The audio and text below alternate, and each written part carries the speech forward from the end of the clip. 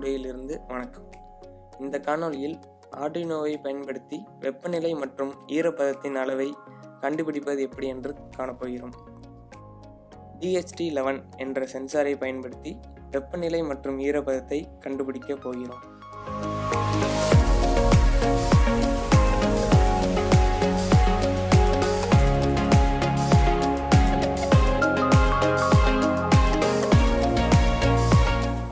இந்த சென்சாரை வாங்க விரும்புபவர்கள் கீழே டிஸ்கிரிப்ஷனில் உள்ள லிங்கை பயன்படுத்தி வாங்கிக் கொள்ளலாம்.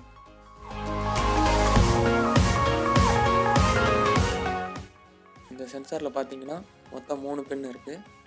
ஒன்று வந்து டேட்டா பின், மற்ற 2 வந்து VCC கிரவுண்ட். இந்த VCCன்ற பின் என்ன பண்ணணும்னா +5 வோல்ட்டில் கனெக்ட் பண்ணணும்.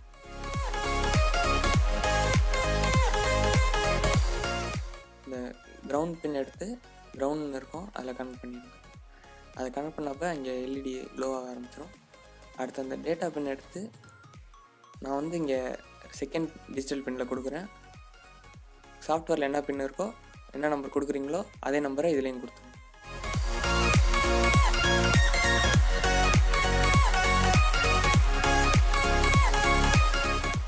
ஹார்ட்வேர் பார்ட் இதோட முடிஞ்சது. அடுத்தது நம்ம வந்து சாஃப்ட்வேரில் எப்படி கோடாக எழுதுறது அப்படிங்கிறது பார்க்கலாம். இன்ட்ரடக்ஷன் வீடியோவில் பார்த்துருந்தீங்கன்னா நம்ம வந்து LED பிளிங்காக வச்சுருப்போம். அதுக்கு நம்மளுக்கு ஸ்பெஷலாக எந்த லைப்ரரியும் தேவையில்லை.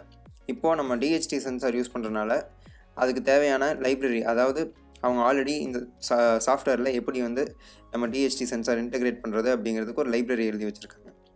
அந்த லைப்ரரியை நம்ம Arduino IDEயில் ஆட் பண்ணணும். அதுக்கு நீங்கள் வந்து எடிட்டில் லைப்ரரி இதில் மேனேஜ் லைப்ரரிஸ் அதுக்கு போனீங்கன்னா DHT அப்படின்னு சர்ச் பண்ணணும். அது DHT sensor library by Adafruit அப்படின்னு ஒன்று இருக்கும். அதில் லேட்டஸ்ட் வெர்ஷன் இன்ஸ்டால் பண்ணிக்கோங்க. அதுக்கப்புறம் நம்ம கோட் எப்படி எழுதுறது அப்படிங்கிறத பார்ப்போம். இப்போது அவங்க எக்ஸாம்பிள் கோட்லேயே நம்மளுக்கு சாம்பிள் கோட் கொடுத்துருப்பாங்க. அந்த சாம்பிள் கோடை நம்ம எப்படி யூஸ் பண்ணி நம்ம DHT11 அப்படிங்கிறத நம்ம சென்சார், அந்த சென்சாரில் எப்படி நம்ம வந்து டெம்பரேச்சர் அண்ட் ஹியூமிடிட்டியை ரிட்ரீவ் பண்ணுறது அப்படிங்கிறத நம்ம பார்க்கலாம்.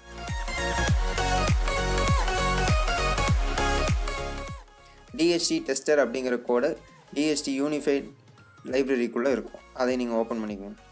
இப்போ வந்து நம்ம DHT22 மற்றும் DHT33 அப்படிங்கிற சென்சார் யூஸ் பண்ணாதனால நம்ம அந்த ரெண்டையும் தூக்கி விட்டுட்டு இந்த DHT11 அப்படிங்கிறத அன்கமெண்ட் பண்ணிடலாம். அன்கமெண்ட்னா அந்த முன்னாடி இருக்கிற அந்த 2 ஸ்லாஷை ரிமூவ் பண்ணிடலாம். அதாவது நம்ம கோட் வந்து வேலிட் கோட், அது டிஸ்கிரிப்ஷன் அல்ல அப்படின்னு சொல்கிறோம்.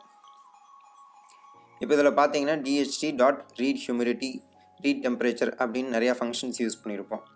அந்த ஃபங்க்ஷன் எல்லாம் வந்து இந்த DHT லைப்ரரியோட இன்பில்ட் ஃபங்க்ஷன்ஸ். அதை யூஸ் பண்ணி நம்ம இந்த DHT சென்சார் மூலியமாக டிஜிட்டல் பின் வழியாக நம்ம வந்து கரண்ட், ஹியூமிடிட்டி அண்ட் டெம்பரேச்சரை ரிட்ரீவ் பண்ணலாம். இப்போது அதில் வந்து இஃப் ஸ்டேட்மெண்ட்டில் இஸ் NaN கொடுத்துருப்பாங்க. அதாவது நாட் அ வேலிட் வேல்யூ அப்படிங்கிறத செக் பண்ணுறது. அப்படி அது வேலிட் வேல்யூவாக இல்லைன்னா இட் மீன்ஸ் தட் நம்ம இந்த DHT சென்சார் வேலை செய்யலை, இல்லை ஒழுங்காக கனெக்ட் ஆகலை அப்படின்னு அர்த்தம். அதை யூஸ் பண்ணி நம்ம வந்து கோட் ஒழுங்காக வேலை செய்யுதா இல்லையா அப்படிங்கிறத நம்ம கண்டுபிடிச்சிக்கலாம். இல்லை ஒருவேளை ஹார்ட்வேர் கனெக்டிவிட்டி டிஸ்கனெக்ட் ஆகிருக்கா அப்படிங்கிறது. இதில் ஹீட் இண்டெக்ஸ் அப்படின்னு இன்னொரு காம்பவுண்ட் நம்ம எடுக்கிறோம். அது வந்து இந்த டெம்பரேச்சர் மற்றும் ஹியூமிடிட்டி யூஸ் பண்ணி கோடால் ஜென்ரேட் ஆகிற ஒரு வேல்யூ. அதுவும் ஒரு வகையான சரௌண்டிங் டெம்பரேச்சர் அண்ட் ஹியூமிடிட்டியோட ஒரு இண்டெக்ஸ். இப்போ நம்ம serial.print யூஸ் பண்ணி இந்த வேல்யூஸ் எல்லாத்தையும் நம்ம சீரியல் மானிட்டரில் பிரிண்ட் பண்ண போகிறோம். இப்போ சீரியல் மானிட்டர் ஓப்பன் பண்ணிங்கன்னா நம்ம வந்து இந்த DHT11 டெஸ்ட் ப்ரோக்ராமோட அவுட்புட்டை பார்க்கலாம். இது வந்து இப்போ கரண்ட்டாக நம்ம DHT சென்சார்லேருந்து ஆக்டிவாக ஒரு அவுட்புட், அதாவது 25 டிகிரி செல்சியஸாக இருக்குங்க. இந்த வெப்பநிலை மற்றும் ஹியூமிடிட்டியை நம்ம தெரிந்து கொண்டு இதை நிறைய அப்ளிகேஷன்ஸில் யூஸ் பண்ணலாம். அதாவது இப்போது உங்கள் வீட்டோட ஃபேன் அந்த மாதிரி கண்ட்ரோல் பண்ணணும், ஸ்பீட் கண்ட்ரோல் பண்ணணும்னு நினச்சிங்கன்னா இதை யூஸ் பண்ணி நீங்கள் கண்ட்ரோல் பண்ணிக்கலாம். உங்களுக்கு ஏதேனும் கேள்விகள் இருந்தால் கமெண்ட் செக்ஷனில் கேட்கவும், மற்றும் இந்த வீடியோ உங்களுக்கு பிடித்திருந்தால் லைக், ஷேர் மற்றும் சப்ஸ்கிரைப் பண்ணவும். நன்றி, வணக்கம்.